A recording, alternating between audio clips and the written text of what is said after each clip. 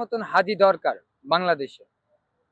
তাকে দেশের দরকার, তার দেশকে দরকার নেই। সে না থাকলে দেখা যাবে যে আমাদের যে জেনারেশনটা আছে, এই জেনারেশনটা একটা ট্রমাতে পড়ে যাবে। অনেক কিছুই দেখছি আমরা 5 আগস্টের পরে, যে অনেক নেতা আসছে, অনেকেই দেখছি যে জুলাইকে ব্যবহার করে বিভিন্ন দিকে চলে গেছে। কিন্তু একমাত্র আমি দেখছি আমাদের যে হাদি ভাই আছে, উনার যে উনি স্টেকটা ধরে রাখছে। ইভেন আমরা চাইছিলাম যে উনি সামনে নির্বাচন করতেছেন, তার সংসদে দেখতে চাইছিলাম, কিন্তু কপালটা হয়তো তার অনেক খারাপ। তারপরে আমরা তার জন্য দোয়া করি, সে যেন আমাদের মাঝে ফিরে আসে। কারণ তার মতন হাদি দরকার বাংলাদেশে।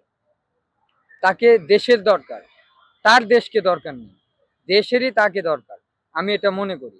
সে না থাকলে দেখা যাবে যে আমাদের যে জেনারেশনটা আছে, এই জেনারেশনটা একটা ট্রমাতে পড়ে যাবে। কারণ তার মতন নেতা যদি এইভাবে যদি হারিয়ে যায় আমাদের মাঝ থেকে, তাহলে আমি মনে করি যে এই বাংলাদেশে কখনো নেতা জন্ম হবে না।